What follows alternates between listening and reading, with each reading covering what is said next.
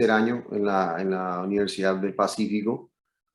Eh, ya pasamos diferentes tipos, ya pasamos evaluaciones o principalmente periodos distintos. Hoy en día nos toca ver un periodo un poco más, por decir así, un poco más distante por todo lo que está ocurriendo, y tenemos este modo virtual que también creo que sea lo que tratamos de hacer es que queremos que sea de mayor aprovechamiento de todos los alumnos. ¿Cuáles son los objetivos específicamente de la cátedra de urología? Principalmente que tengan un mayor conocimiento y adentramiento, o sea, adentrarse un poquito más a lo que corresponde desde, desde específicamente de lo más básico hasta un poco, hasta lo más complejo. ¿Y por qué digo lo más básico hasta lo más complejo? Porque vamos a iniciar desde anatomía, siempre con énfasis en la clínica.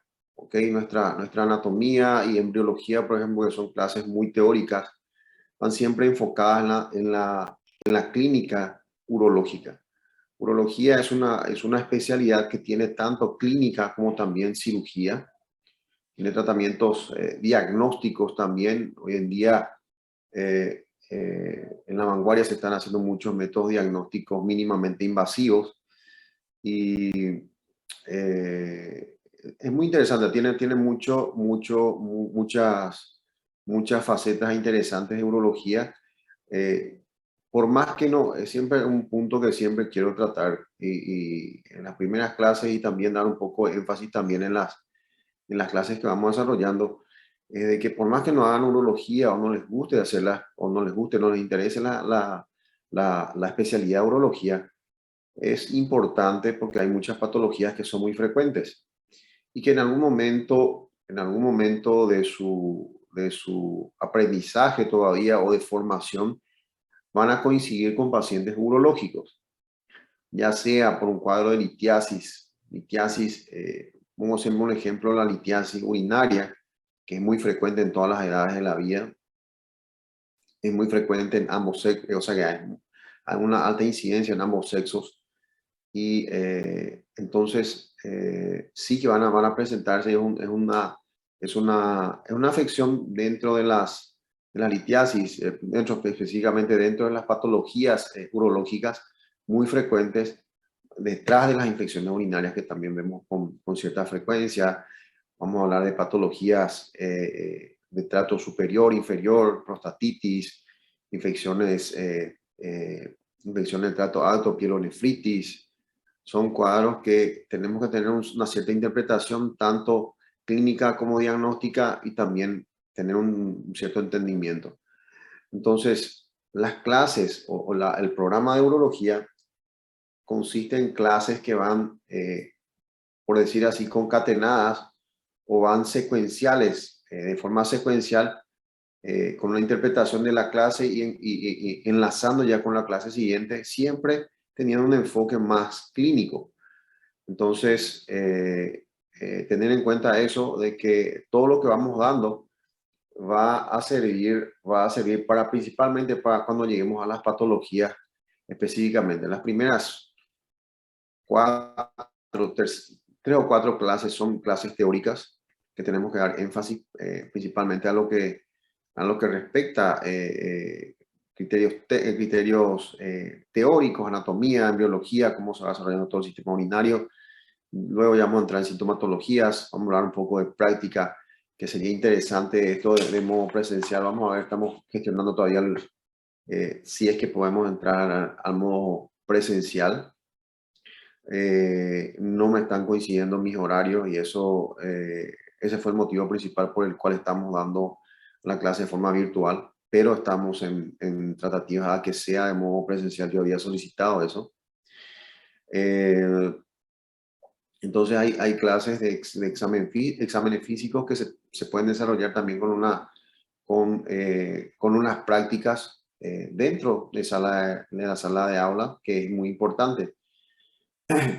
Eh, dentro de la evaluación de la cátedra, quiero mencionar esto, es muy importante.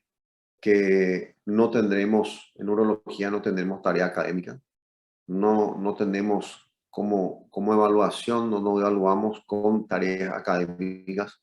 Nuestra evaluación específica son con los dos parciales y el final. Se requiere un promedio para acceder al final y evidentemente un porcentaje en las asistencias. Eh, en todo eso, es muy importante resaltar eso, muy importante resaltar eso porque sé hay otras cátedras que sí tienen tarea académica como parte de su evaluación, sin embargo, en neurología no la tenemos. Eh, Otro punto importante dentro de la evaluación, y bueno, vamos a tener principalmente dentro de las clases, me parece muy importante, por más que tengamos de forma virtual, algo que todavía no está definido si vamos a seguir de forma virtual o vamos a seguir de forma presencial. Yo valoro mucho la participación en clase, por más que sea virtual, valoro bastante eso. Y en el punto, ¿en qué punto eso yo tendría en cuenta? Y quiero que sepan, porque a mí me parece importante en el sentido que también sirva como una motivación para ustedes y también tenga eso incentiva un poco el aprendizaje, ¿verdad? Aquí lo que nosotros tratamos de ver es un resultado final, no tanto el resultado de la evaluación. Ya sé que tenemos que tener herramientas o también evidencias de que hay una evaluación para poder tener una calificación, pero para mí lo más importante es que realmente se aprenda, realmente puedan utilizarlos y realmente puedan aplicarlos en el día de mañana, puedan aplicar sus conocimientos en el día de mañana y no tanto el resultado, por decir así, el resultado académico. Entonces, le digo con toda sinceridad eso. Entonces, eh, para mí hace parte del aprendizaje la participación, principalmente la participación. Sé cómo es la seguilla de horarios. Yo también fui estudiante de medicina, sé cómo es apretado el tiempo, principalmente para estudiar, principalmente para cuando hay que enfocar, organizarse, programarse para los exámenes, los diferentes exámenes, estar siempre en constante evaluación por las diferentes cátedras. Pero lo que yo sugiero siempre y veo con cierta frecuencia es de que se deja mucho para última hora. En neurología, principalmente las primeras clases son muy teóricas. Sí se puede, yo creo que se puede aprender un poquito dentro de la clase. Evidentemente que hay que tener lectura, hay que tener lectura. Todos los materiales que yo voy dando en la clase, voy a ir subiendo a la plataforma, pero no serán suficientes para el examen. Tendremos 2 libros bases que utilizamos en nuestra bibliografía. Vamos a citar como principalmente referencias bibliográficas y la verdad que todas las clases son extraídas de estas bibliografías. Y voy a dejar toda la bibliografía también en la plataforma. Yo no sé si tienen acceso ya a eso. Eso también me gustaría de que tuviesen bueno, probablemente deben tener un representante del grupo que se pondrá en contacto conmigo en algún momento, y si hay alguna consulta, alguna queja, alguna crítica, sin ningún problema, estamos abiertos también a eso. Pero dentro de la evaluación, lo que vuelvo a decir es que me gusta mucho la participación, me parece importante, no me parece importante que participen, me parece importante que interactúen, es una forma de aprendizaje y eso yo tener en cuenta principalmente cuando tengamos nuestra evaluación de notas, principalmente en la evaluación final, donde siempre queda una hay situaciones en las cuales el paciente, digo, el alumno le falta un punto, ya sea para sus 5, que tiene un buen promedio, también para poder acceder o pasar la cátedra, para poder aprobar, le falta un punto. eso considero yo, voy a tener en cuenta siempre la participación y también un poco de demostración de un poco de interés también en las clases. Eso es muy importante. Las clases van a ser tanto de forma virtual como de forma presencial. Van a ser siempre con una clase de retroalimentación. Siempre en la secuencia vamos a retroalimentar lo que vimos en la clase anterior. Abierto siempre al debate, abierto siempre a discusión. Va a haber bastante discusión de casos, van a haber ejemplificaciones de casos, tanto en aplicaciones teóricas como también en aplicaciones de clases teóricas, como también en clases donde ya hablemos de patologías específicamente. ¿Ok? Desde la primera clase ya vamos a aplicar, hoy vamos a hablar, vamos a entrar un poquito en anatomía y vamos a aplicar ya, vamos a tener una aplicación clínica de lo que, hablar clínica, diagnóstica, vamos a aplicar todo eso en la anatomía. Entonces es una forma también de tener un aprendizaje y también de ayudar un poco, hacer una ayuda de memoria para que también se vaya entendiendo la importancia la importancia de los puntos que vamos tratando en cada clase. ¿Qué más? ¿Qué punto nos falta? Quisiera saber si alguien tiene algún conocimiento sobre urología. Pueden responder sin ningún problema, pueden interactuar sin ningún problema. ¿Alguien tiene algún conocimiento? ¿Alguien ya tiene alguna vivencia sobre urología, que conocen de urología? Conocimiento, no, doctor, pero creo que, no sé, la mayoría de las personas, por lo menos yo tengo en la familia cáncer de próstata y siempre pasa de perguntar los exames para a gente, para nosotros. No sé si con los compañeros es así también. Perfecto, perfecto. Gracias, doctor, por tu evidencia, por compartir eso. Como verán, eso también tomo como ejemplo de que siempre hay muchas patologías, principalmente, ahí citó el doctor una patología que es muy frecuente y que vamos a darle énfasis evidentemente en nuestra clase de oncología, cáncer de próstata, que es el próximo mes entramos hacemos una pequeña celebración también y principalmente hacemos una concienciación a las personas justamente sobre el cáncer de próstata, el noviembre azul, ¿verdad? No solamente el cáncer de próstata, sino sobre la salud integral del hombre, ¿verdad? Y dentro de eso es lo que vuelvo al punto que había mencionado anteriormente y tomando como ejemplo lo que dice el doctor, que hay muchas patologías que son muy frecuentes. Yo cité la litiasis urinaria y él citó el cáncer de próstata, que es el cáncer en el sexo masculino es la neoplasia más frecuente a nivel mundial. En modo general, solamente por detrás del cáncer de piel, pero tiene una alta incidencia en hombres y es muy importante aquí en Paraguay primero, aquí en Paraguay es número 1, en Brasil también. Entonces, quitando otras patologías que no sean específicamente piel, es muy frecuente. Entonces, vamos a tocar esos puntos. Me parece interesante, pueden traer temas. Mira, cuando estemos hablando de diferentes patologías y tengan algún caso que quieran expresar o quieran compartir aquí con el grupo y no tengan ningún problema, pues aquí estamos para debatir, para discutir. Si quieren traer casos de familiares, de amigos, mira, tengo un amigo de tal cosa que tiene, qué sé yo, una prostatitis, que tiene un cuadro de una infección de transmisión sexual, qué sé yo. ¿Cuál es el tratamiento? ¿Qué sugiere? ¿Qué se puede hacer? Las diferentes neoplasias se puede discutir.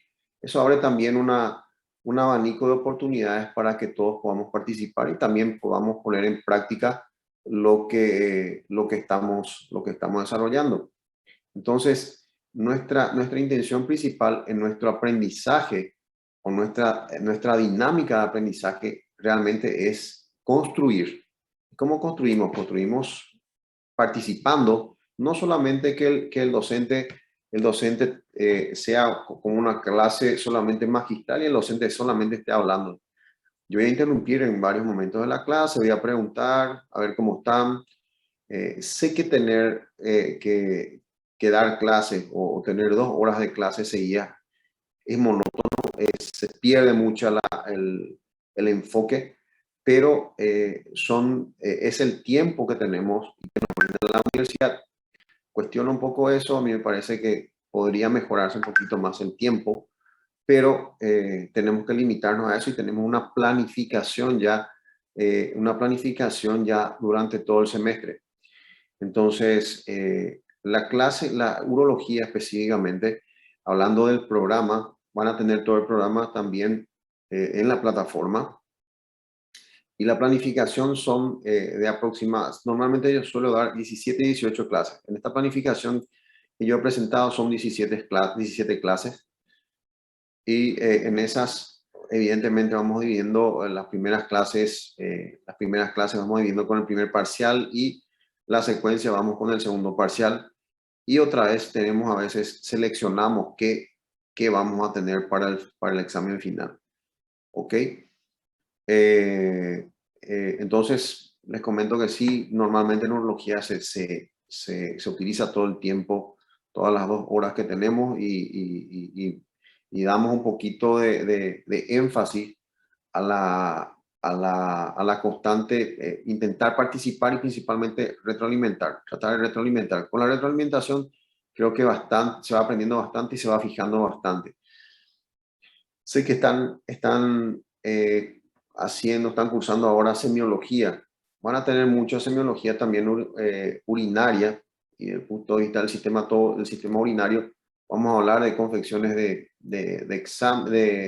historias, principalmente descripciones de casos de exámenes físicos, de cómo presentar un paciente. En eso también vamos a tocar y son puntos interesantes que a lo mejor les va a ayudar bastante también en la parte de semiología. Ahora, lo que sí intentamos, y desde el primer examen, es que tengan un mayor conocimiento de nomenclaturas y también de términos técnicos, hablando específicamente técnicamente médicos, ¿verdad? Adéntrense más a los términos, eso es muy importante. Cuanto más, cuanto más, cuanto mayor utilización ya de términos técnicos, habla muy bien de ustedes. No solo para mí, no es para mi evaluación. Yo no voy a cuestionar eso si me escriben en el examen un término que no sea técnico, pero se expresa bien. Pero eso yo les estoy diciendo como un ejercicio para cuando lleguen, por ejemplo, al internado, ¿verdad? Cuando llegan al internado van a tener que utilizar bastante, van a tener que confeccionar historias, van a tener que estar y eso tiene un proceso de aprendizaje, no es en un momento que van a aprender todos los términos, por ejemplo, urológicos. Bueno, ¿qué es la disuria? ¿Qué es la polaquiuria? ¿Qué es la poliuria?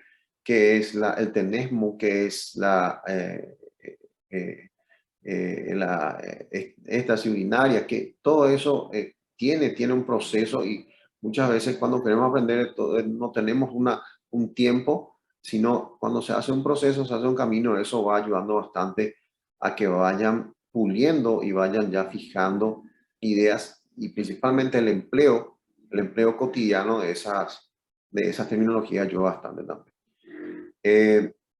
La bibliografía que utilizamos son los libros, utilizamos como bibliografía el Urología General de Smith y Tanago, que es la 18ª edición, creo que tiene en español, y en la 19ª está en inglés.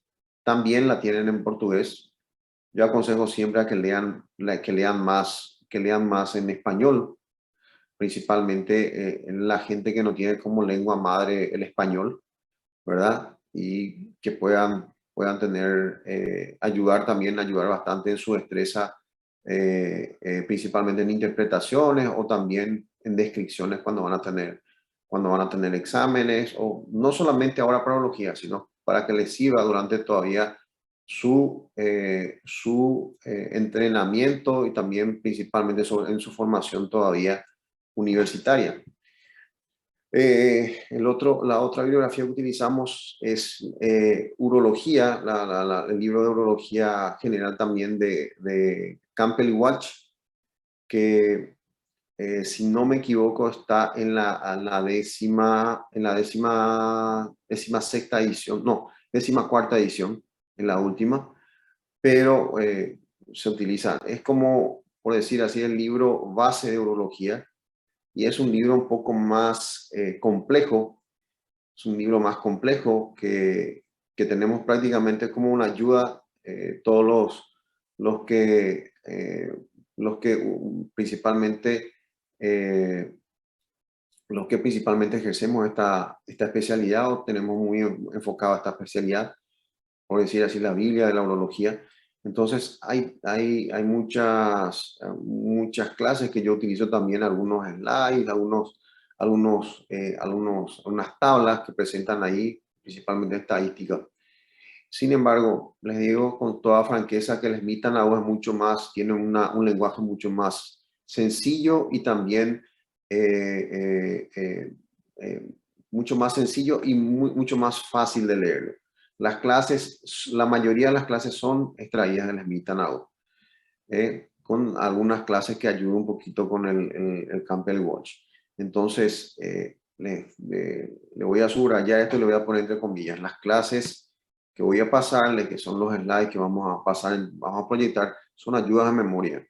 Son ayudas de memoria. Quiero que tomen como ayuda de memoria mucho de lo que se va a desarrollar en las clases. Está del libro, entonces no quiero que se preste a confusiones de que hay una evaluación, por ejemplo, y me dicen, no, pero eso no se dio en la clase. Y bueno, vamos a tener que traer el libro, entonces sí no se dio la clase, ¿verdad? Pero si hay solo una pregunta específica. No solamente lo que está en el slide va a caer en el examen. Hay que tener una interpretación. Las evaluaciones, esto me preguntó ayer una alumna del otro grupo, ¿cómo serán las evaluaciones? ¿Cómo serán consideradas las preguntas? Las preguntas serán consideradas de acuerdo a su grado de dificultad. Evidentemente que las preguntas, la evaluación en urología son con preguntas abiertas y cerradas. Hay preguntas que evidentemente son que tienen mayor dificultad y evidentemente valen más puntos o mayor porcentaje. Yo normalmente desarrollo mis exámenes con una distribución del 20-60-20 que son implantados también por el ministerio, y en el ministerio que son 20% de preguntas fáciles, 60% de preguntas intermedias y de un 20% de preguntas difíciles. Ese es el promedio más o menos que tenemos dentro de urología, y se intenta promediar esto para nuestra distribución, principalmente dentro del cuestionario que vamos poniendo o que vamos empleando nuestra herramienta de evaluación, ¿verdad? Entonces, no sé, hablé bastante ya. ¿Alguna pregunta hasta aquí? ¿Alguien que quiera comentar algo, quiera preguntar algo?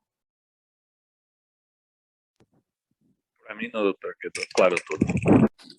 ¿Todo bien? ¿Nadie más? ¿Está todo claro? Tranquilo, profe. Bueno, bueno, a ver qué punto me faltó.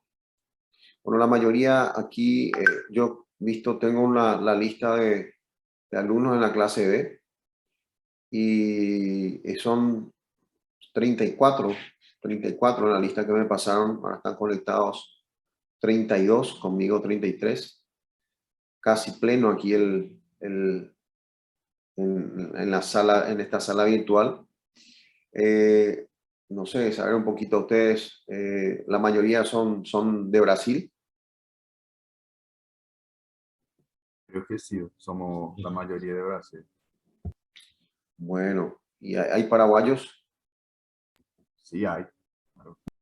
¿Hay paraguayos? 6 por ahí, profe. Qué bien, bueno, perfecto. perfecto. Clase é uma das que mais tem em Paraguai, doutor. Não sei. A impressão que é uma das classes que mais tem em Paraguai. Ah, no entendí, doctor. Disculpame, no entendí.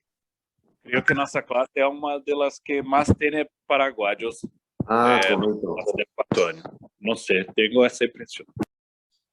Bueno, perfecto. ¿Y la mayoría son aquí de Olimpia o de Cerro? ¿Cómo está distribuido acá? Olimpia, obvio. Cerro no tiene Libertadores, profe. Bueno, yo yo soy imparcial, aquí no puedo ser ni Olimpia ni Cerro, yo soy imparcial acá. Es una broma que estamos haciendo. A ver, vamos si pasamos todos los puntos. Por favor, el tema de las asistencias. Las asistencias es muy importante.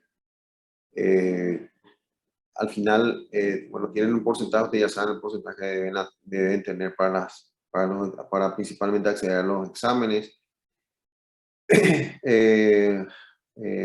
Es un cumplimiento de hasta una normativa de la universidad, entonces se tiene que tomar asistencia. Una pregunta, una consulta aquí. ¿A usted le gustaría más clase virtual o presencial? Presencial yo, personalmente, pero no sé. Yo también, profe. Yo también. Ya, profe. Esencial, doctor. Ok. Bueno, debe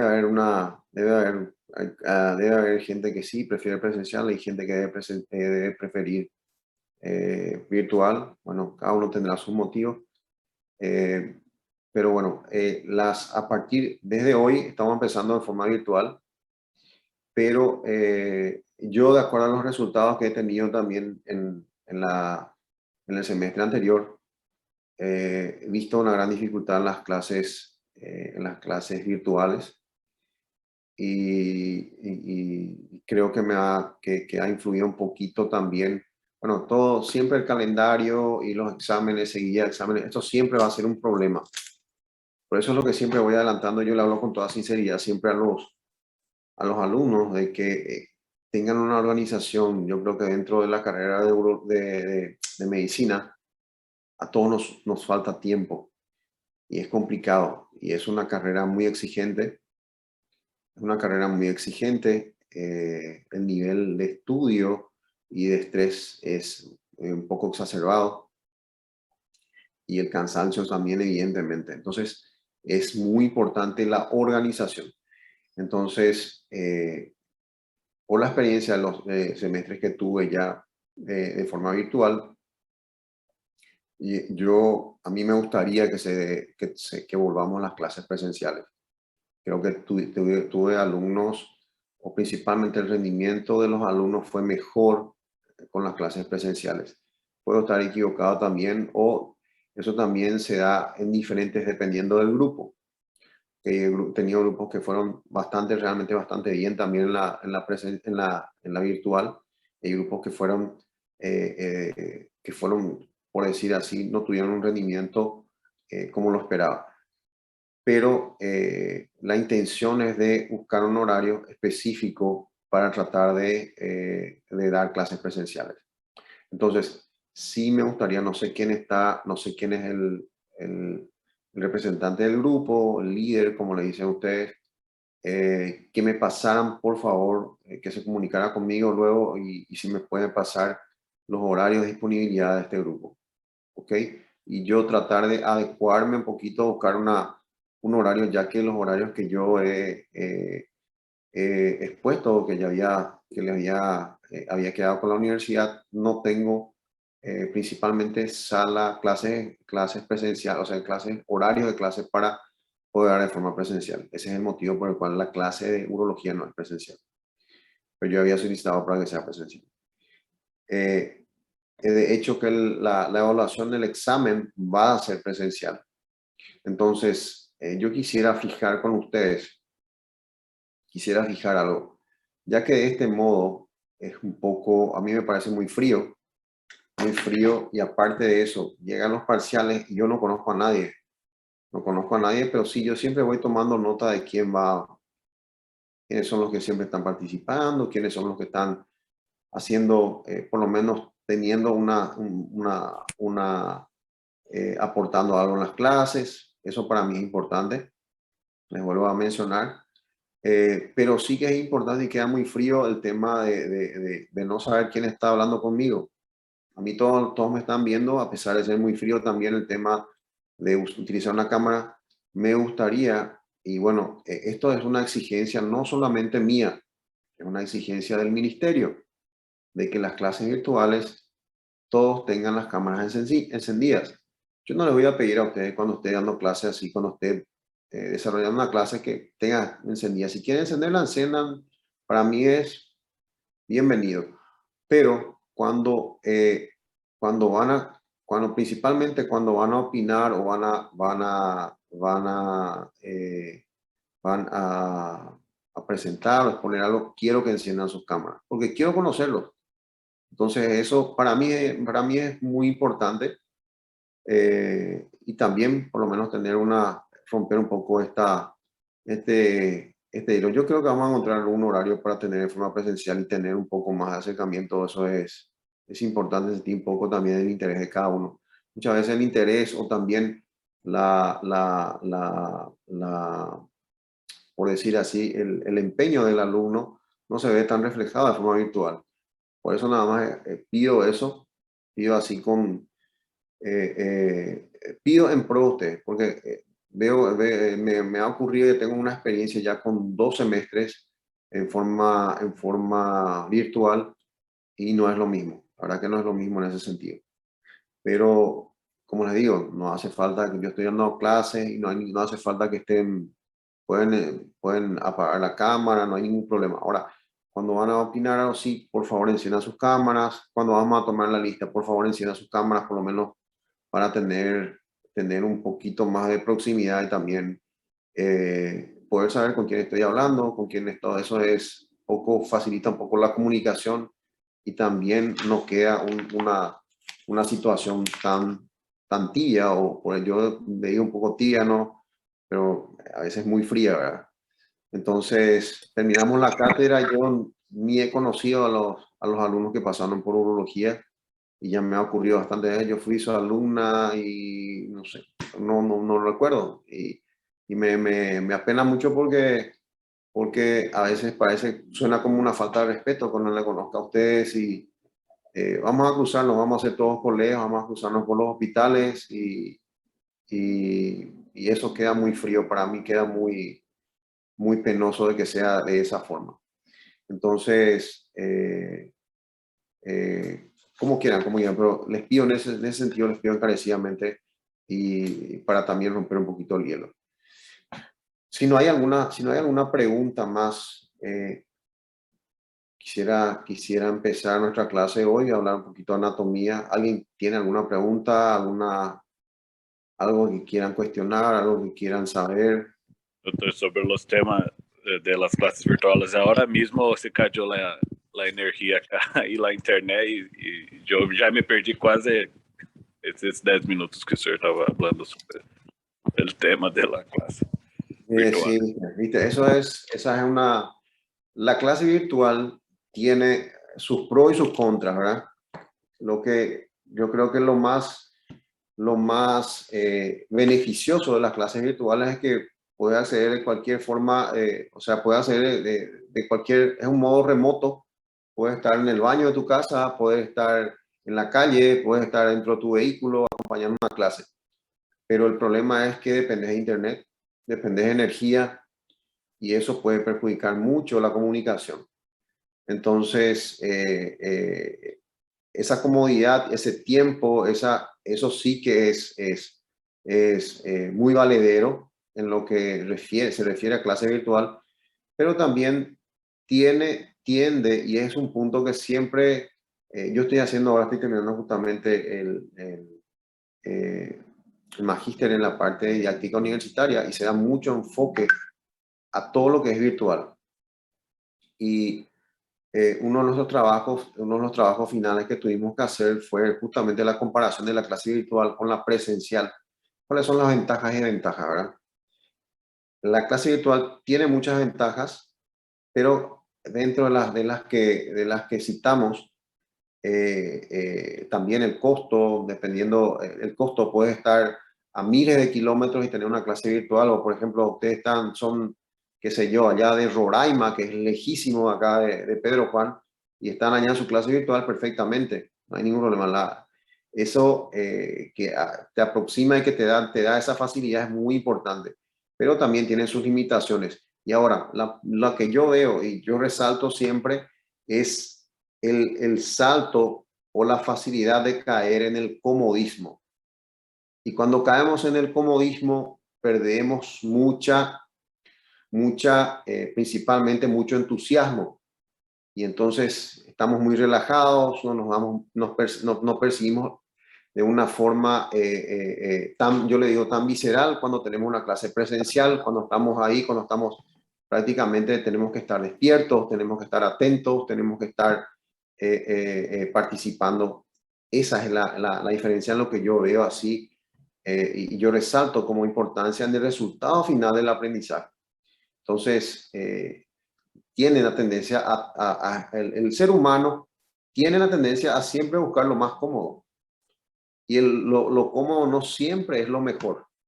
Entonces, y más todavía cuando necesitamos un poco de motivación y estímulo cuando estamos aprendiendo.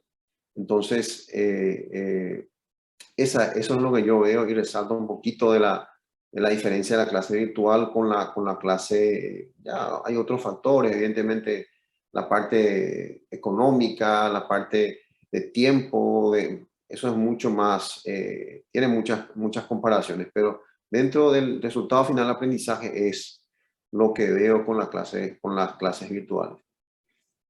Pero bueno, si no hay alguna pregunta más. Nuestra clase hoy va a ser, principalmente yo quisiera conocerlo un poquito, presentarme un poco. Yo estoy como urólogo en el hospital regional IPS de Pedro Juan. Soy docente también en otras universidades. Y bueno, principalmente estoy en entidades más bien privadas, hospitales privados de la ciudad. Vamos a ir conociéndonos un poquito más durante las clases, vamos a comentar un poquito de nuestras vivencias, de lo que nos ha tocado vivir. Yo tengo una formación, a comentarles rápidamente, yo tengo una formación en cirugía oncológica, es en el Instituto del Cáncer de la ciudad de Capiatá, cirugía general, cirugía oncológica, en el Instituto del Cáncer de Areguá, le dicen Areguá, pero realmente en Capiatá. Posteriormente yo hice urología oncológica en San Paulo, en la Escuela Paulista de Medicina. Y bueno, estoy acá, he vuelto a mi país después de casi 14 años, estuve fuera del país y estoy hace 3 años otra vez en Paraguay. Entonces, tengo experiencia, estuve en otros lugares, estuve haciendo otras especialidades en España, estuve en España 3 años y vamos a compartir un poco de evidencias también cuando aplicamos nuestras clases, conversar un poquito y principalmente traer un poco más de lo que está en la vanguardia y aplicar un poquito en lo que refiere a urología. ¿Ok? Bueno, voy a compartir con ustedes la primera clase de hoy.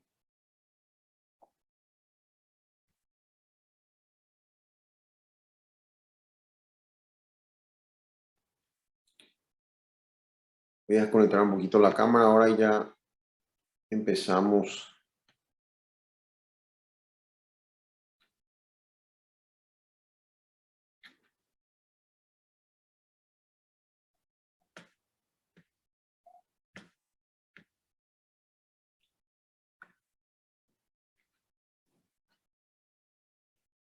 Vamos a entrar hoy en la parte de anatomía del sistema urinario. Y hablar de anatomía me van a decir, bueno, profesor, ¿por qué tenemos que entrar en anatomía? Vamos a volver a Latarjet, vamos a volver al Moore, no sé, vamos a volver a Yokoshi, vamos a volver a... No tanto así, no es el punto. Perfecto, Rodrigo. Gracias. Luego ya te paso un ratito, voy a responder ahora.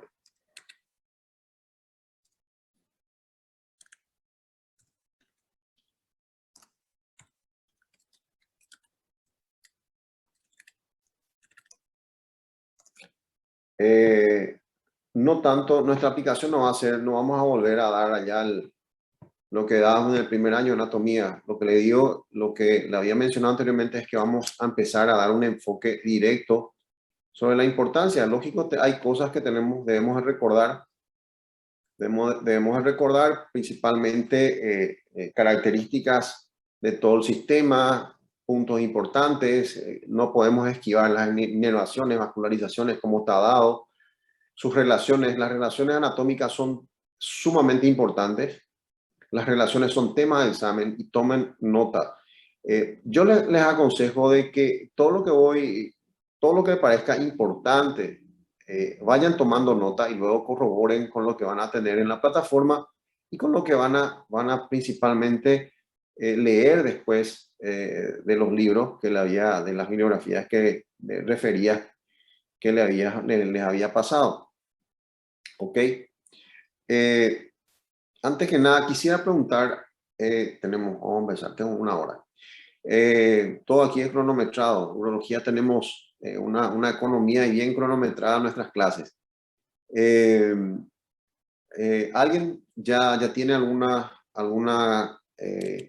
ya ha concluido alguna carrera universitaria de este grupo? Yo sí, doctor. Profe. Qué bueno. ¿Qué hacen? ¿Qué carrera han concluido? Si es que pueden compartirlo. Yo soy fisioterapeuta, doctor. Qué bien, qué bien. Fantástico. Me olvidé de encender la cámara. Qué bueno, doctora. ¿Y usted, doctor? Enfermeiro, doutor, enfermeiro de urgência e UTI. Trabalhei 3 anos e vim para cá estudar mais. Qué bien, qué bien. Qué bien. Vienen de lejos. La mayoría vienen de muy lejos. La mayoría aquí del estado. La gente de Paraguay son acá de Pedro Juan, son de otro lugar. Eu de São Paulo, creio. De San Pablo. O sea, San Pablo capital. Interior de São Paulo. ¿De qué ciudad? Assis. Asís, conozco. Rio de Janeiro. De Río de Janeiro. Qué bueno. Qué bueno, che. De Minas Gerais também. Minas Gerais, qué bien. Campo Mucha gente Grande. de São Minas. Paulo também, prof.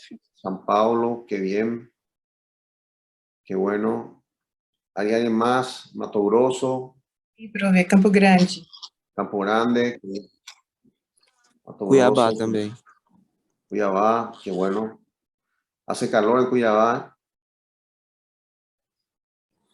Tava 38 semana passada.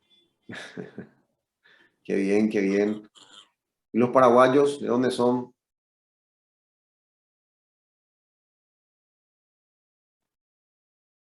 De Pedro Juan, los profes somos la mayoría. De Pedro Juan, qué bien. Qué bien. Excelente. Bueno, yo soy Pedro Juanino. Soy Pedro Juanino. Tuve mucho tiempo fuera de Pedro Juan, pero soy Pedro Juanino. Con mucho orgullo. Bueno, qué bien. Me alegra poder compartir con tanta gente de diferentes lugares y que se pueda compartir principalmente conocimiento. Esto es lo más importante, poder intercambiar conocimiento. Yo siempre digo que intercambiamos conocimiento. No estoy solo yo aquí para pasar mis conocimientos, sino también intercambiar con ustedes. Yo voy aprendiendo con ustedes muchas cosas. Entonces, espero que realmente nuestro semestre sea un semestre de aprendizaje, sea un semestre de respeto ante todo, de respeto. Les pido que yo les voy a respetar siempre a ustedes como yo los respeto a todos los alumnos como colegas, porque así seremos. Ustedes ya están a pocos eslabones de salir al campo laboral y entonces en un ambiente siempre de respeto, de cordura, eso es muy importante. tanto en el ambiente, tanto en forma virtual como también en forma presencial, es muy importante el respeto y siempre van a tener el mío. Entonces, un punto que falta un minuto ahí para concluir esto. Como sabrán, yo soy, lo único les pido, siempre le voy a brindar mi respeto y aparte siempre le voy a tener una consideración tratando siempre de ayudar. Ahora, me considero una persona muy justa, me considero una persona que no estoy aquí, o sea, primero lo quiero exponer que no estoy aquí para perjudicar a nadie, pero lógicamente la cátedra tiene sus exigencias y nosotros tenemos que exigir un poquito al alumno también para que para que tengamos resultados. Entonces, lógicamente que siempre un docente quiere que el alumno se esmere y realmente, realmente demuestre que tiene un conocimiento y que está estudiando y que está realmente aprendiendo. Ahora, el respeto ante todo es muy importante, no solamente conmigo, sino para con todos sus compañeros. Siempre digo eso en la primera clase, de que el que no quiere asistir a las clases no hay ningún problema. El tema de la presencia, puede decir presente, se va, no hay ningún problema. Yo nunca voy a no voy a cuestionar eso. Cada uno tiene el derecho a hacer lo que quiera. Claro, tenemos una exigencia de presencia, pero eso, de mi parte al menos, yo no voy a cuestionar, no voy a tener ningún problema.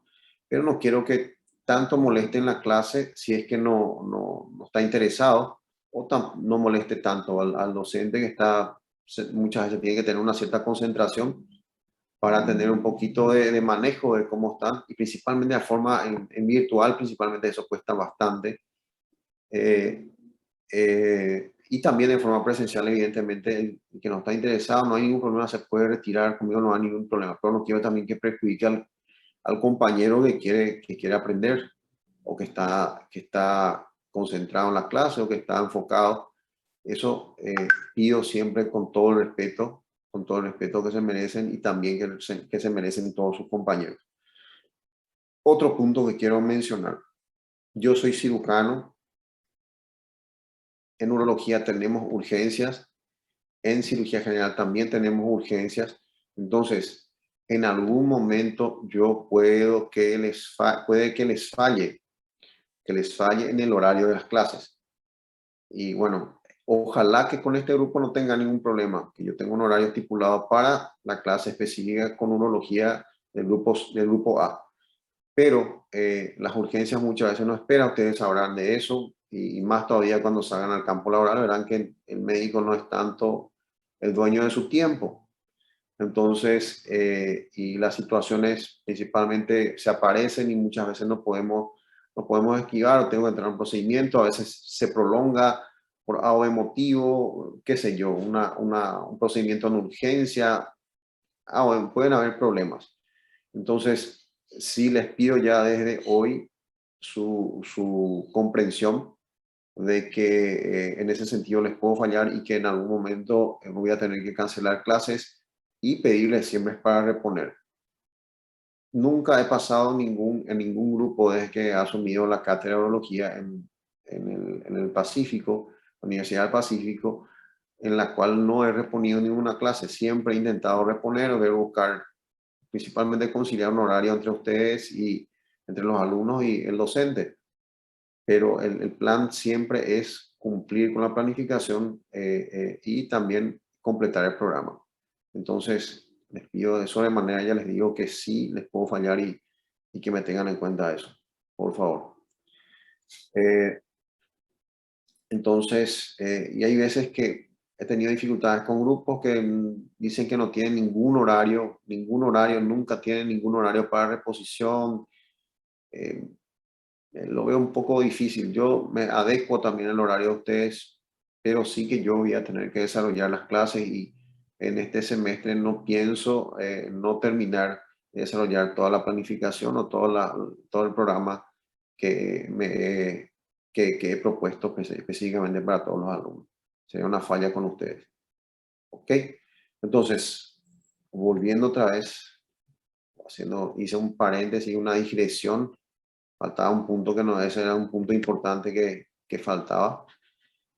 Y entramos entonces en anatomía del sistema urinario. Cuando entramos en anatomía, hablamos siempre, ustedes están, como estamos hablando, ustedes están a eslabones de salir de la universidad.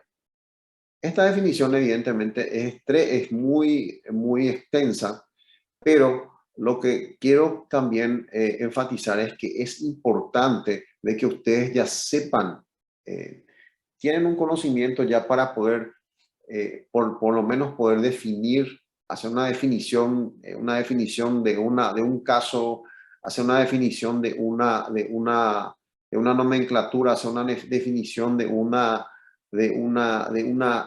patología, de qué se trata. ¿Ok? Entonces, hay definiciones que suelo pedir en los exámenes. Los exámenes otra vez vuelven a ser abiertas, preguntas abiertas y cerradas. Y hay situaciones en las cuales tienen que describir. Entonces, hablando de definición específicamente y principalmente una confección de una definición, tienen que saber, por lo menos tienen que intentar hacer una definición ya acorde al grado de conocimiento de ustedes. Ustedes están en cuarto año ya de medicina y tienen que hacer por lo menos una definición convincente, o por lo menos tratar de poner todo lo que es importante dentro de una definición. Como varias clases vamos a tener definiciones y quiero que tengan en cuenta eso. ¿Ok? Entonces definimos el sistema urinario como el sistema es un conjunto de órganos que participan en la formación y la evacuación de la orina. Básicamente, están constituidos por 2 riñones. Allá vamos a hablar un poco de la constitución de todo el sistema urinario. 2 riñones, órganos densos, productores de orina, en los que surgen sendas, la pelvis renal. Las pelvis renales con un ancho conducto excretor que al estrecharse se denomina uréter. ¿Ok? Son conductos que llevan la orina. A través de ambos uréteres la orina alcanza la vejiga urinaria, donde se acumula finalmente a través de un único conducto, la uretra. La orina se dirige hacia el meato urinario y el exterior del cuerpo. Es una definición bien, para qué sirve, cómo está constituido y más o menos cómo es la mecánica del sistema urinario. ¿Ok? Aquí vemos un gráfico donde muestran todos los órganos que hacen parte del sistema urinario, principalmente sus partes más importantes. Vemos el riñón, pelvis renal, el uréter, vamos a hablar de cada uno de ellos, la vejiga y la uretra. Estamos hablando evidentemente de una silueta femenina. Como verán aquí, dentro de lo que corresponde, lo que hablamos principalmente de forma topográfica, no funcional. Hablamos de una pequeña estructura que tenemos en la región caudal o en el polo superior renal, que son las suprarrenales, ¿ok? La adrenal o las suprarrenales no hacen parte, evidentemente, de la función específica de las vías urinarias directamente, ¿verdad? Pero quisiera yo empezar esta clase de anatomía hablando un poquito sobre las glándulas suprarrenales, porque tiene una relación, un contacto directo con el riñón, que es el órgano, por decir así, el órgano más importante dentro del sistema urinario. Dentro del sistema urinario del tracto superior, sin lugar a duda, y tiene una relación íntima, principalmente cuando vamos a hacer algún procedimiento quirúrgico, algún diagnóstico de imágenes. Tenemos que tener un poquito esa relación de las suprarrenales con el riñón. Las suprarrenales están en el polo superior renal, en ambos lados, encerrados dentro de la fascia de Gerota, que es una fascia perirenal. Que, ¿recuerdan ustedes lo que era la fascia de Gerota? ¿Alguien recuerda? ¿No recuerdan? No. La fascia hierota es Entiendo. una especie de cápsula, una especie de una camada formada principalmente por tejido adiposo. Tejido adiposo y sirve como una protección, una protección totalmente del plano renal y suprarrenal. Esto está dentro de la fascia hierota. Las glándulas suprarrenales están dentro de la fascia hierota. El peso aproximado y la forma de cada suprarrenal es aproximadamente 5 gramos, son muy pequeños, sin embargo tiene una función sumamente importante desde el punto de vista hormonal, específicamente por la producción de las catecolaminas, ¿verdad? De las catecolaminas específicamente cortisol, son muy importantes específicamente.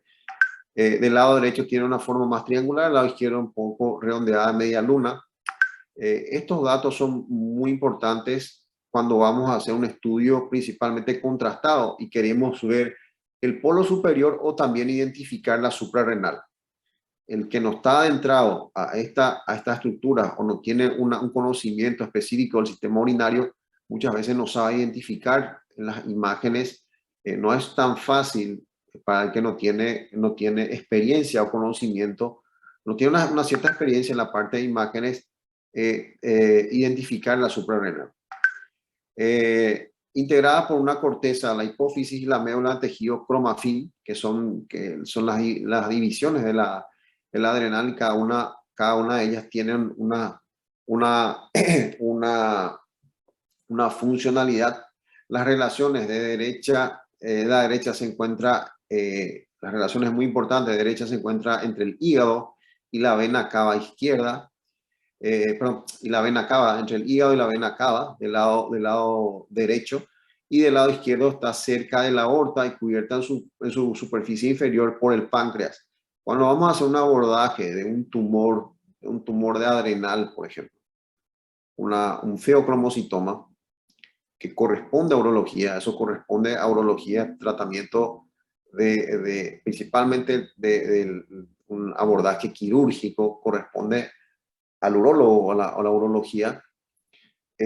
Tenemos que tener en cuenta estas relaciones, no lesionar el hígado al lado derecho y también tener principalmente una delimitación y también una limitación bien presente, principalmente de forma central, un poco más medial y central cuando estamos hablando de su relación con la vena cava. Del lado izquierdo, la aorta más medial y también cubierta principalmente en el extremo craneal, está en relación directa con el páncreas, la cola del páncreas, y también principalmente con los vasos esplénicos, que faltaron mencionar aquí, pero son muy importantes, los vasos esplénicos, porque se pueden lesionar muchas veces los vasos esplénicos. La irrigación está dada por 3 arterias, por 3 ramas: la frénica, la aorta, las ramas de la frénica, de la aorta y de la renal. Estas arterias, estas ramas de la adrenal, tienen un alto flujo sanguíneo y sangran bastante. Entonces, en una adrenalectomía, retirada de la adrenal, hay que tener una buena ligadura o un buen clampeamiento de estas arterias para evitar un sangrado importante por el alto flujo, la alta presión sanguínea directamente de la frénica, de la aorta y de la renal. En su irrigación venosa está dada por la cava, por la vena suprarrenal izquierda, que termina en la vena renal izquierda. Eso vamos a hablar un poquito más adelante, principalmente de unas diferencias anatómicas relacionadas de un lado del lado izquierdo con el lado contralateral. Entrando específicamente ya en los órganos más importantes del tracto superior, del tracto urinario superior, hablamos de los riñones, que están situados en el abdomen, en ambos lados de las regiones dorsolumbares, de la columna vertebral, aproximadamente entre la 12ª vértebra dorsal y la 3ª vértebra lumbar, situándose el derecho en un plano inferior al izquierdo, debido a la presencia del hígado. ¿Recuerdan de eso? ¿Recuerdan de eso? Que el derecho está un poco más descendido en relación a lo que a la relación topográfica del izquierdo. Eso veremos en la embriología, que todo el sistema urinario se desarrolla en la pelvis, o se desarrolla, por decir así, en el abdomen bajo, y luego eso va ascendiendo y ocupando sus posiciones, su ubicación habitual.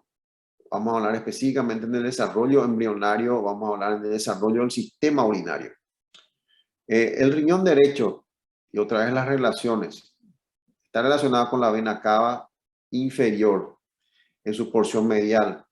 La segunda porción del duodeno en su porción, en su cara principalmente cráneo medial, hígado, cráneo lateral, ángulo hepático del colon, cráneo medial, y con los dos últimos traveses de peritoneo, principalmente porque son órganos intraperitoneales o retroperitoneales, los riñones. ¿Qué les parece? ¿Recuerdan si eran intraperitoneales o retroperitoneales? Retroperitoneales, profe. Perfecto. Perfecto. Entonces, y el riñón izquierdo tenemos una relación con la arteria aorta abdominal en sentido principalmente medial, el estómago en un sentido craneal medial, el páncreas en un sentido craneal y el ángulo esplénico del colon en el sentido craneal lateral, junto con el vaso que está en sentido craneal lateral. Son las relaciones más que tenemos que tener en cuenta en un abordaje, que tenemos que tener en cuenta en nuestros métodos auxiliares diagnósticos, una tomografía contrastada cuando queremos ver la silueta renal, qué relaciones, un tumor renal que está comprometiendo, está abarcando, sale por fuera de la cápsula yerota, está comprometiendo órganos vecinos, tiene una linfadenomegalia, linfáticos aumentados de tamaño, esos linfáticos están comprometiendo la aorta, están muy pegados a la cava. ¿Cómo están eso? Eso es muy importante, la relación es muy importante. Y hay veces que cuando tenemos una anatomía alterada, ¿cómo vamos a encontrar nuestras estructuras, principalmente la estructura que queremos abordar o queremos diagnosticar o queremos funcionar o queremos principalmente hacer algún gesto técnico diagnóstico? Tenemos que tener en cuenta nuestras relaciones, ¿ok? Si es que hay alguna alteración, tenemos que ubicarnos principalmente en la anatomía, tenemos que ubicarnos con nuestras relaciones, ¿ok? Y eso vamos a ver a lo largo de esta clase, que hay relaciones que nos ubican y que nos dan principalmente una mayor precisión de dónde estamos cuando realmente nos sentimos o encontramos una situación un poco dificultosa en la orientación. La inervación de los riñones, inervación de vascularización de los riñones está dada por el precedente del plexo celíaco. Se compone por ramas, disculpa, aquí hay unas alteraciones, hay unos errores ortográficos, principalmente aquí hay una superposición de la misma frase. Se compone de ramas adrenérgicas y colinérgicas que pueden ser mielínicas o mielínicas. Van a leer en diferentes bibliografías que principalmente la inervación y la irrigación de los riñones se dan de diferentes formas. Van a leer que se pueden dar por el vago, van a leer que se pueden dar también por ramas mesentéricas, vamos a tener en cuenta que, bueno, eso haciendo un paneo general y principalmente tomando nuestras literaturas de base, vamos a tomar el plexo celíaco como la principal procedencia de nuestra inervación y también principalmente de nuestra inervación de los riñones. Vamos a tomar el plexo celíaco, porque puede ser una pregunta que caiga en el examen y bueno, el doctor dijo esto, aquello, vamos a tomar el plexo celíaco. Vuelvo a mencionar eso. Las arterias, principalmente la irrigación está dando por las arterias renales derecha e izquierda son ramas de la aorta abdominal, en la cual se origina a nivel de la primera vértebra lumbar. Recuérdense ese dato. Primera vértebra lumbar. Una puede estar un poquito más elevada que la otra, principalmente la izquierda que la derecha, pero normalmente se toma como referencia la primera vértebra lumbar. Eso nos sirve también otra vez para ubicación topográfica, para ubicación, por ejemplo, en un estudio de imágenes contrastados, en el cual buscamos la arteria para identificar la arteria de otras estructuras que no tengamos tanta facilidad en diagnosticar, para encontrar el hilio renal. Esos datos son sumamente importantes teniendo en cuenta principalmente la altura medida por la columna lumbar. ¿Ok? El drenaje linfático de los riñones aparecen en el intersticio específicamente cortical, paralelos siempre. Los linfáticos están siempre paralelos a los trayectos sanguíneos y abandonan el riñón por el hilio renal. El hilio renal está formado por la arteria, la vena y la pelvis renal. ¿Por qué es importante este dato que abandona por el hilio renal? Como acompañan siempre los vasos sanguíneos, ¿qué puede ocurrir en un paciente específicamente que tiene un cáncer? Un cáncer vamos a hablar de un tumor renal, y un tumor renal avanzado. Este cáncer puede generar aumento del tamaño de los linfáticos, pueden comprometer linfáticos. Entonces estos linfáticos pueden crecer tanto que pueden muchas veces comprimir, dependiendo de las características del linfático, ¿verdad? Comprimir el hilio renal. Hay una compresión, puede haber una compresión de la arteria, puede haber una compresión venosa, una dificultad hasta de la eliminación de la orina, una compresión de la pelvis.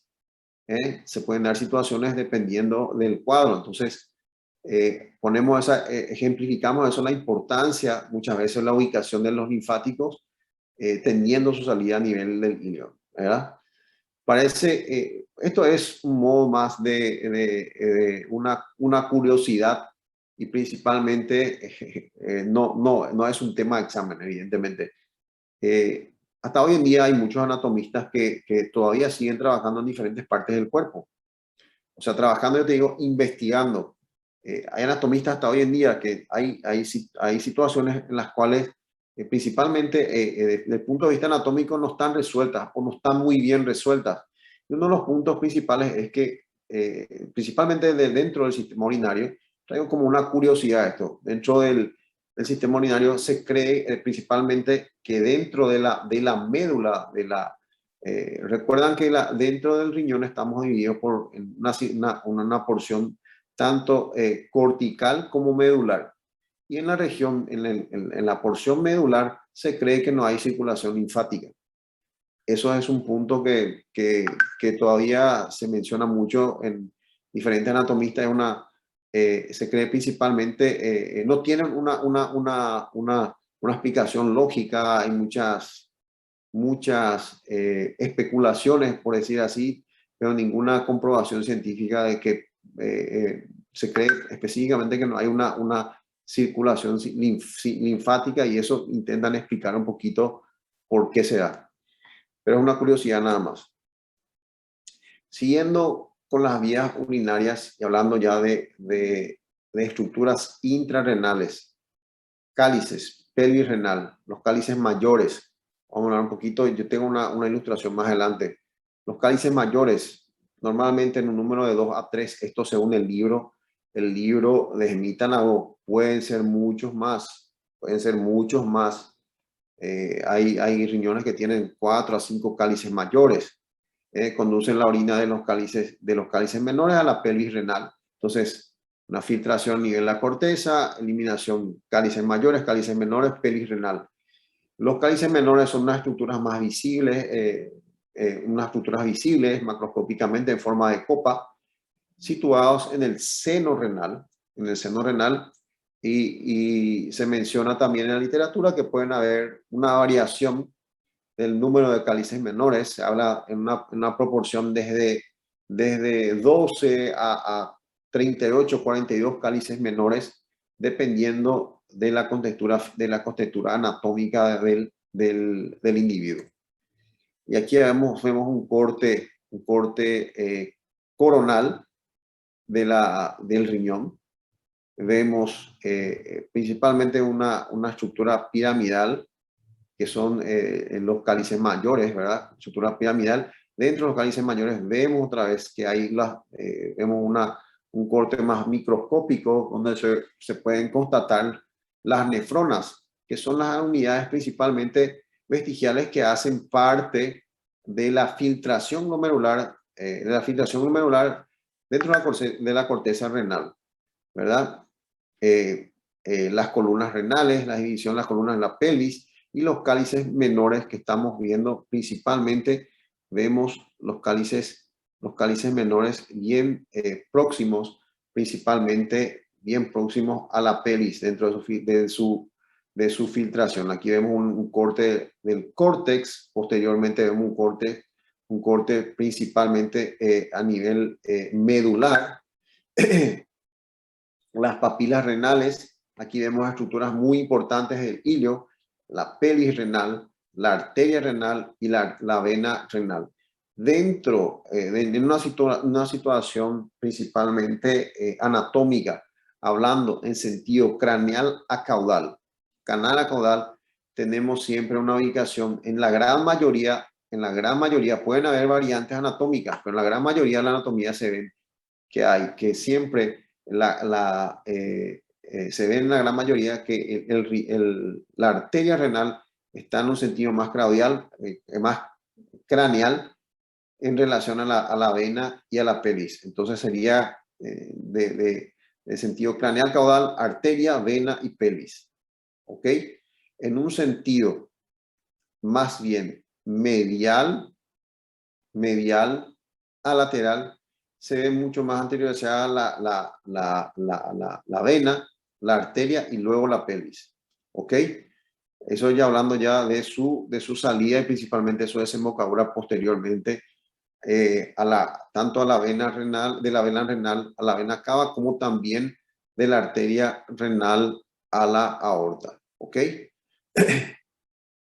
Son situaciones anatómicas importantes, principalmente para nuestra ubicación cuando vamos a hacer un abordaje. Cuando vamos a hacer un abordaje quirúrgico a nivel renal, específicamente, es muy importante identificar el ilio o estructuras que nos lleven al ilio renal. Un paciente que tiene vamos a poner un tumor renal, o un paciente que tiene un cálculo en la pelvis. Un cálculo en la pelvis renal, un cálculo renal en la pelvis. Primero, no vamos a entrar en el abdomen y encontrar directamente el riñón. Vamos a tener, es un órgano retroperitoneo, vamos a entrar evidentemente en retroperitoneo, ¿verdad? Retroperitoneo, tenemos la fascia hierota, tenemos que principalmente disecar toda la fascia hierota y encontrar principalmente estructuras de la pelvis, principalmente el ilio. No es tan sencillo muchas veces encontrar el uréter. El uréter sería el uréter para poder encontrar el ilio, encontrar la pelvis renal. Muchas veces encontramos en el polo inferior, voy a mostrar una ilustración más adelante, tanto el uréter como también la arteria o la vena gonadal. La vena gonadal es la vena suprarrenal, que también sirve como orientador. Te voy a mostrar un poquito más adelante eso. Estructuras ya extrarrenales, salimos a la pelvis renal de cada riñón, que se continúa con el uréter correspondiente. Estos son los finos conductos de músculo membranoso que tienen un diámetro entre 4 a 7 milímetros, de 4 a 7 milímetros. Son estructuras retroperitoneales, recordar siempre eso, que terminan en la base de la vejiga dibujando un trayecto entre 25 a 30 centímetros, con una porción principalmente, si dividimos en dos porciones, abdominal y otra pelviana, del trayecto ureteral. Entonces el uréter es un conducto largo, fino, que se extiende desde la pelvis renal. Recuerdan, desde la pelvis renal se origina el uréter. Está más o menos a la altura de la primera y la segunda vértebra lumbar. Recuerda que esa era la altura también de la salida de la arteria o la vena renal. ¿Recuerdan? Tengan en cuenta esos puntos, son importantes, principalmente para la ubicación. De la arteria, profe. ¿Cómo? Las arterias De la renales. arteria renal, exactamente. Entonces, hasta la vejiga está urinaria, entonces ubicada en la pelvis menor. El uréter se dirige de forma verticalmente caudal, llega a nivel de la bifurcación de la arteria ilíaca común, penetra en la pelvis menor dirigiéndose oblicuamente caudal, anteromedial al fondo de la vejiga urinaria. Es muy extenso, ¿verdad? Entonces, lo que sigue hace un trayecto sentido caudal, mide más entre 25 a 30 centímetros en una persona de un promedio de 1.7 metros, o sea, 1.7 centímetros de altura. Se bifurca, o sea, pasa la bifurcación de la arteria ilíaca común y penetra en la pelvis renal, principalmente en la forma anteromedial, en el fondo de la vejiga, urinaria. Y este es un slide muy importante. Este es un slide muy importante que quiero que presten mucha atención y es un punto de relevancia, hablando específicamente de litiasis, que es una patología, una afección muy frecuente de las vías urinarias. Los puntos de estrechamiento del uréter. Fíjense que yo he hablado de que el uréter tiene un promedio, tiene un diámetro entre 4 a 7 milímetros. Y como vemos, cómo se impactan, no sé si ya habrán leído algún informe de cálculos que se impactan en el uréter y tienen un diámetro de 1 milímetro, 2 milímetros, y está impactado y causando cólico renal. Evidentemente que hay muchas respuestas para eso, pero el punto principal está en estos puntos de estrechamiento. Estos son los puntos donde tenemos como referencia específicamente que pueden estar anclados o que pueden quedar obstruidos los cálculos, o que pueden quedar parados o varados en el trayecto, en el descenso ureteral de los cálculos renales. ¿Por qué? Porque son puntos donde se estrechan de forma natural el uréter. El primer punto es la unión ureteropélvica. La unión de la pelvis con el uréter, donde inicia el uréter.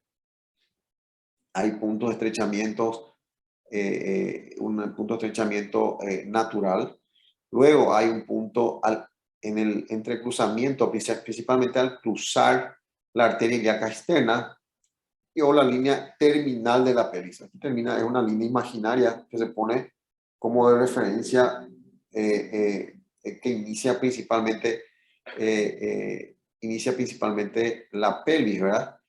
Y cuando también atraviesa la pared de la vejiga. Recuérdense que ese uréter desciende y tiene que penetrar la pared de la vejiga. Eso tiene una tunelización, causando una tunelización. Hay una tunelización del uréter, y ese uréter va a salir por dentro de la pared o la mucosa de la pared posterior de la vejiga para su desembocadura o la formación del meato urinario, ¿verdad? Del meato urinario.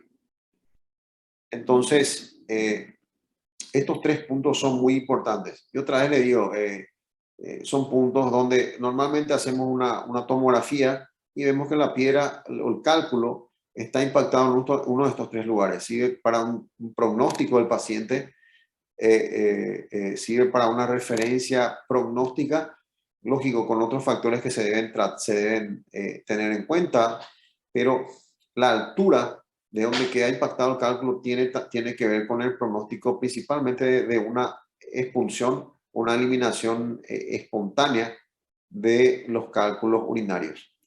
¿Ok? Entonces este punto es muy importante. ¿Alguna pregunta sobre esto? ¿Alguna pregunta hasta aquí?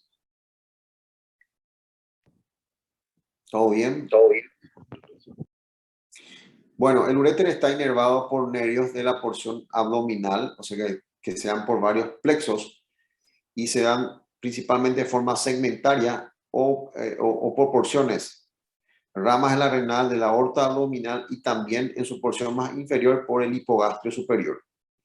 La irrigación se da por diferentes ramas también en sus diferentes porciones. Hay una porción superior que está más relacionada con ramas de la arteria renal. La porción media que está relacionada con las arterias gonadales, que también consideradas testiculares u ováricas en las mujeres, ¿verdad? Y la ilíaca común y hasta la aorta abdominal pueden tener ramas que están irrigando la porción media. La porción inferior está más relacionada con arterias, la arteria especialmente el mayor aflujo de la arteria vesical inferior y en las mujeres la uterina. ¿Cómo podemos dividir esas porciones? Hablamos de una porción superior, superior, media, inferior. De una forma más, por decir, más organizada, una forma más, una clasificación más bien dictada, podemos podemos utilizar estas denominaciones como porciones de delimitación de las diferentes porciones del uréter. Y podemos utilizar la clasificación de abdominal, pélvica e intramural. Abdominal en el trecho más superior, pélvica ya llegando al entrecruzamiento de las ilíacas y de la ilíaca principalmente externa, y la intramural que corresponde ya a su inserción a nivel de la vejiga. O también podemos mencionar una clasificación en abdominal, lumbar y sacroiliaca, considerando principalmente las alturas, la altura topográfica o la altura principalmente teniendo como referencia a la columna, ¿ok? A la columna. Entonces, aquí abdominal, lumbar y sacroiliaca serían lo mismo que abdominal, pélvica o intramural. Esto puede ser una pregunta de examen y es una clasificación que si sabemos utilizar principalmente cuando vamos escribiendo alguna técnica o vamos escribiendo principalmente alguna técnica radiológica o una técnica de imagen y utilizamos estas clasificaciones, evidentemente demuestra que tenemos un cierto conocimiento de la ubicación o principalmente de segmentos ureterales. Entramos en la vejiga. Aquí falta un slide, evidentemente, que yo ayer me percaté en la primera clase del otro grupo, pero sí he dado un poquito de énfasis a lo que es la vejiga. Entramos en una división, si dividimos el sistema urinario en superior e inferior, entramos en el tramo inferior, ya que sería la vejiga y la uretra. Tramo superior, riñón, pelvis y uréter. Si dividimos va a haber una clase que vamos a tener de éstasis y obstrucción de las vías urinarias. Ahí dividimos en tres segmentos las vías urinarias y dejamos las vías urinarias superiores, riñón, pelvis y uréter, media la vejiga, inferior todo lo que es infravesical, la uretra en las mujeres y en el hombre próstata y uretra, ¿ok? Entonces, la vejiga hace parte de las vías urinarias inferiores o medias, ¿ok? Es un órgano sumamente importante en la evacuación de la orina. Es un reservorio importante de orina, reservorio muy importante de orina. Tiene una característica anatómica que principalmente está formada por tres capas, una mucosa, submucosa y una muscular. Tiene un músculo sumamente potente que desempeña la función de prácticamente una motobomba dentro del sistema urinario, que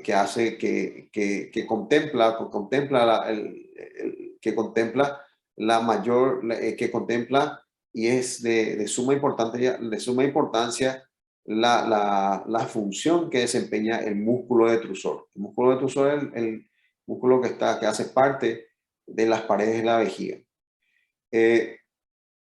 Esta vejiga, este órgano está vascularizado y inervado por las arterias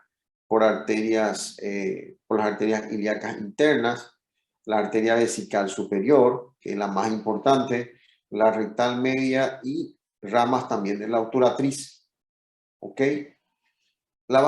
Esto es una haciendo un poquito, de retroalimentación de todo lo que dijimos anteriormente, del punto de vista, principalmente arterial. Aquí vemos riñones, las arterias renales desembocando en la aorta. Vemos las ilíacas, principalmente la bifurcación de las ilíacas, y ven el entrecruzamiento con el uréter. Bien vascularizado también el uréter. Vean que tiene una vascularización que lo acompaña, ¿verdad? Una vascularización que lo acompaña. Vemos también las arterias testiculares, o también las arterias consideradas las arterias ováricas, o también gonadales, consideradas gonadales. Vemos la vejiga, la desembocadura, principalmente la desembocadura de los uréteres en su porción anteromedial, y vamos a ver un corte más adelante. Vemos los diferentes puntos de estrechamiento. Aquí citamos los diferentes puntos de estrechamiento del uréter. La unión piel ureteral, entrecruzamiento de las ilíacas y principalmente en la entrada del uréter en la vejiga. Este sistema urinario específico,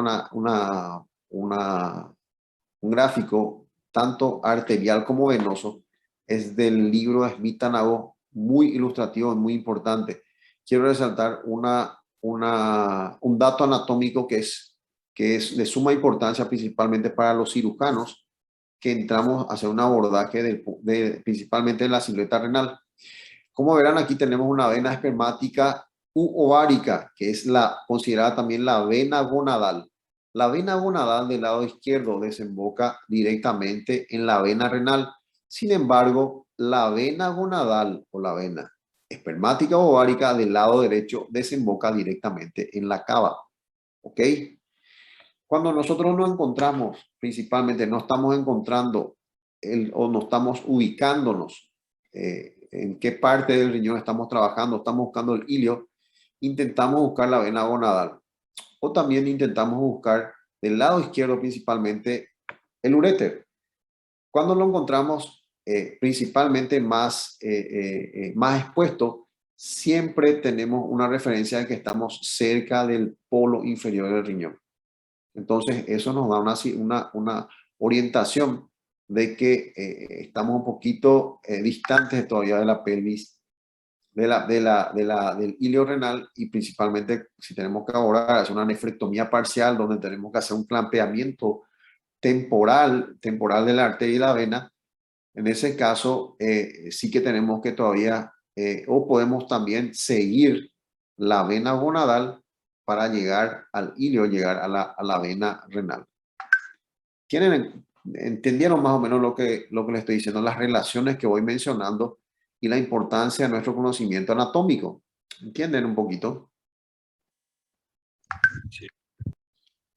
Sí. Bueno, seguimos. Vejiga, relación de la vejiga. La vejiga, hablamos todas las características de la vejiga y su relación. El lecho vesical hay unas estructuras que están principalmente en contacto directo con la vejiga. Aquí vemos que hay un tabique. Esta es la vejiga, sería la vejiga, el recto. ¿Ok? Hay un tabique que separa el recto de la vejiga, que es el tabique recto vesical en el hombre.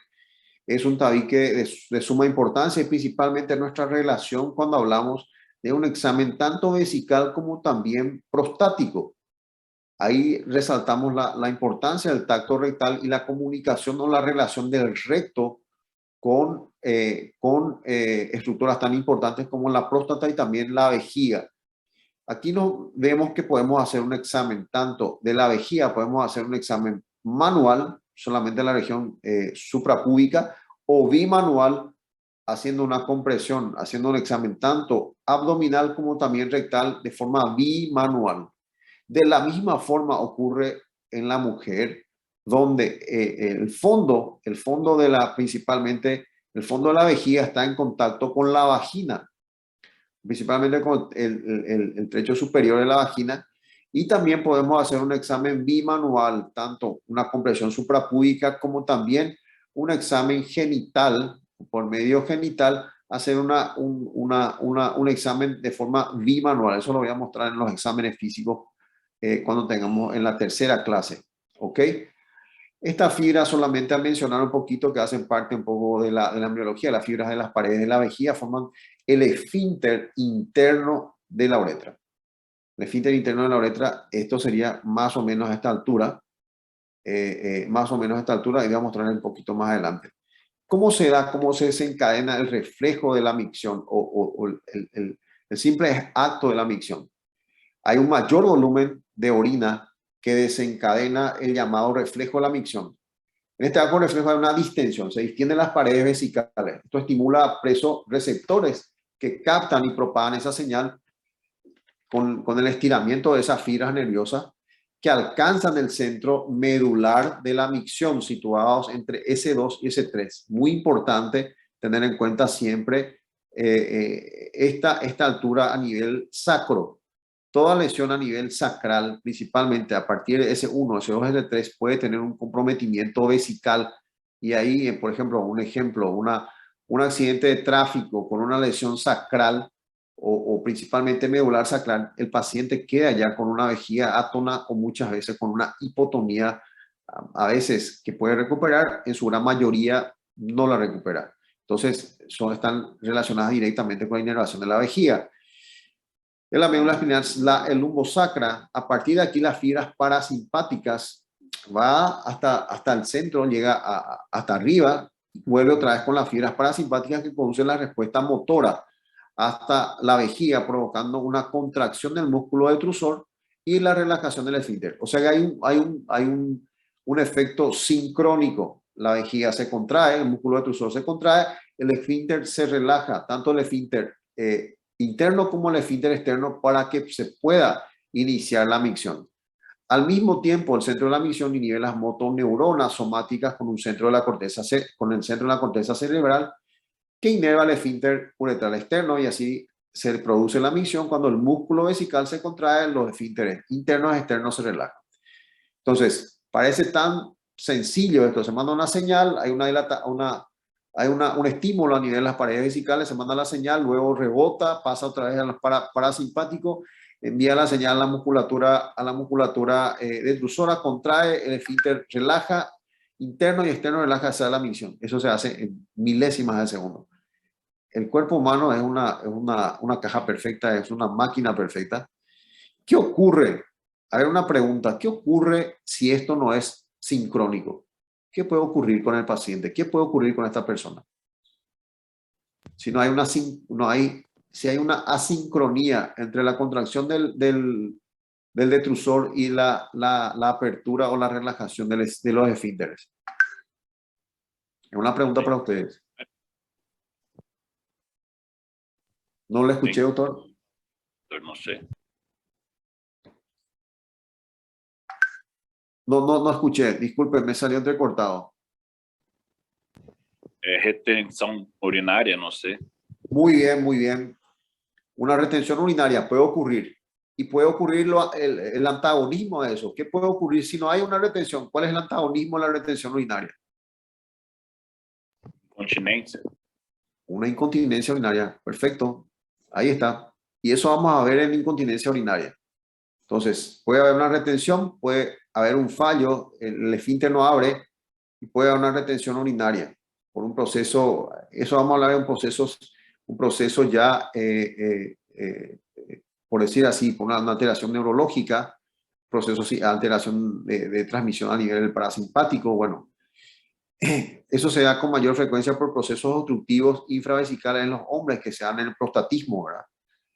Pero la incontinencia urinaria ahí es una característica muy frecuente, que pueden haber una hiperactividad involuntaria del músculo detrusor, y eso genera una asincronía entre el esfínter y hay escapes urinarios. ¿Ok? Muy interesante. Aquí vemos un corte coronal de la vejiga, vemos las paredes de la vejiga, detrusor, submucosa y mucosa. Vemos una estructura muy importante. Vean la túnel, esto es el uréter, se tuneliza y tenemos por decir así, una desembocadura en el meato que forma el ureter, el meato ureteral. Esto hace parte del trígono vesical con el cuello vesical. Es un punto anatómico muy importante para diferentes patologías, diferentes afecciones. Vamos a citarlos en varias patologías muy importantes. Esto evidentemente aquí tenemos el esfínter, aproximadamente aquí tenemos un esfínter interno y por aquí tenemos el esfínter externo. Esto es un paciente masculino, evidentemente. Es una silueta masculina. Vemos la próstata, la uretra prostática. En su cara posterior, las relaciones principalmente en las vesículas seminales, los deferentes, los conductos deferentes, que están principalmente relacionados con la pared posterior de la vejiga. ¿Ok? Vamos a hablar un poquito más adelante de eso. Entramos específicamente en el extremo más distal, que serían la uretra masculina y la femenina. La uretra masculina tiene una longitud aproximadamente de 20 a 25 centímetros en un promedio de un hombre entre 1,70 m y 1,80 m. ¿Ok?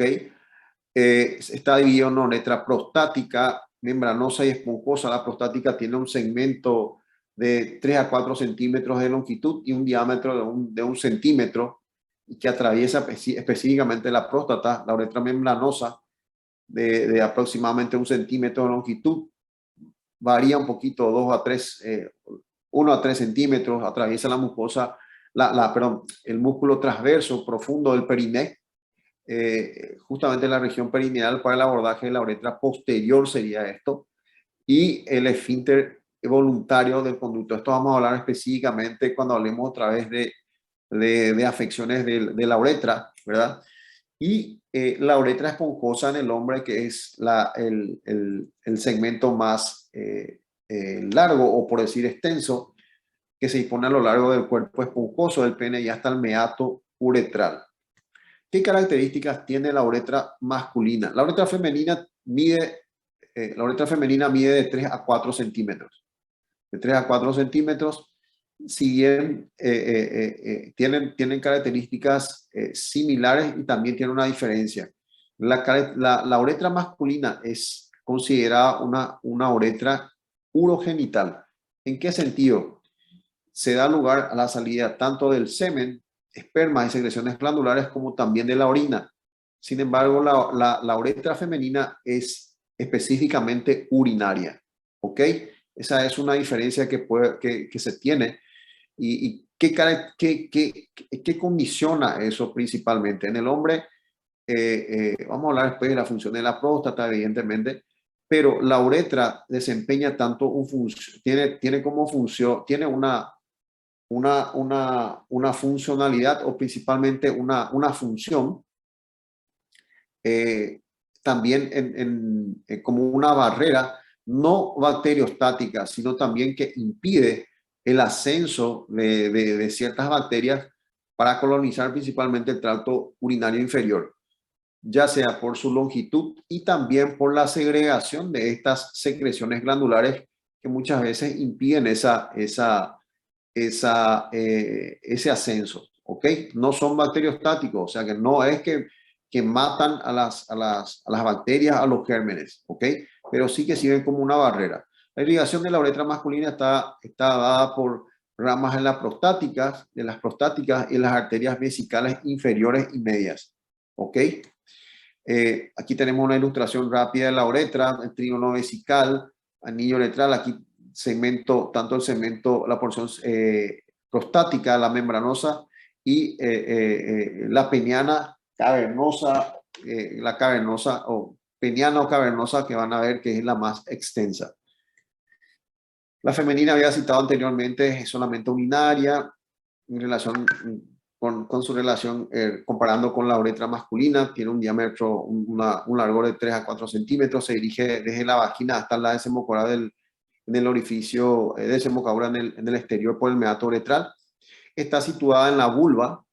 El meato específicamente está situado en la vulva, a unos 2 centímetros por detrás del clítoris, y su irrigación está dada por la uretra femenina está dada principalmente por ramas de la pudenda interna y también de la vaginal. Este dato de que el meato está ubicado en la vulva y a unos 2 centímetros por detrás del clítoris, es un dato sumamente importante, otra vez hablando de relaciones. Y siempre van a escuchar, seguro habrán escuchado ya de alumnos que han pasado por urología, que hago siempre una mención de que comento siempre una anécdota, y aquí siempre, esto en clase presencial, siempre se matan de la risa de la anécdota que yo comento, pero es algo real que no están en los libros y es una situación que yo la he vivido. La primera vez que yo tuve que hacer un sondaje vesical, yo estaba en el internado, iba a hacer un sondaje vesical y fue una paciente de sexo femenino. La paciente de sexo femenino, bueno, la primera cosa me dicen, siempre en la clase presencial, digo, ¿qué les parece? Es muy fácil. Claro, decir la uretra femenina es muy fácil, es más fácil que la uretra masculina. Es un poco relativo en ese sentido, principalmente hablando y bueno, y los hombres principalmente siempre conocen todo principalmente, y ahí entramos en divergencia, ¿verdad? Entonces, eso hablando un poco de forma jocosa. Nada que ver con el tema, no, nada de ser ni machista ni por nada, pero siempre se toman por más expert en ese sentido, y al contrario, son los que menos tienen a salirse bien, principalmente en estas situaciones. Entonces, ¿qué pasó? Yo tuve un paciente que vos ven en los libros, específicamente en los libros, y la anatomía, vos perfectamente conoces la anatomía en los libros, escucha, que es muy sencillo. Vamos a mostrar el meato, canalizamos el meato y ya está. Solo que nadie te enseña que en los libros vos puedes tener una paciente que tiene limitaciones físicas y con una obesidad mórbida. Esa fue la primera paciente que a mí y había demorado casi 1 hora en sondar a esa paciente. Entonces, ¿por qué? Porque no encontraba el meato y era sumamente difícil. Sumado a todo eso, la presión que tenés encima, no encontrás el meato, la paciente está en una situación incómoda, está en un servicio de urgencia donde nada es tranquilo.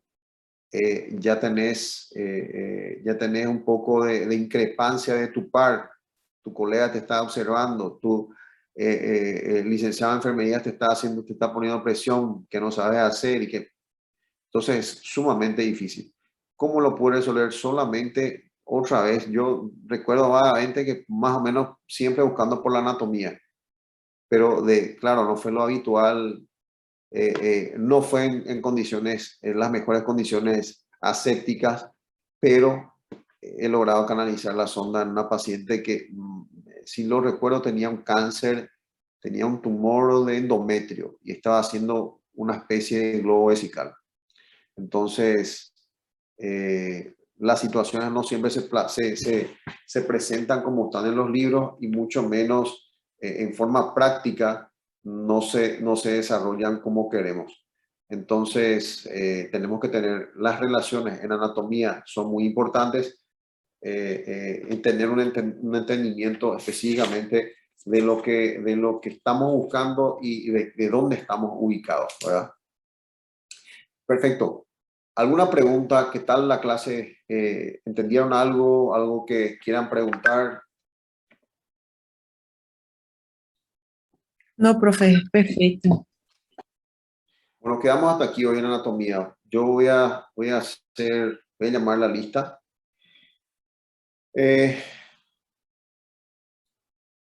Bueno, si es que me voy equivocando en los nombres, por favor, me corrijan y voy a ir mejorando, ¿ok?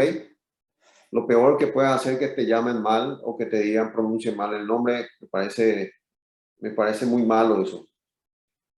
Entonces, Engil, puede ser. Eniel.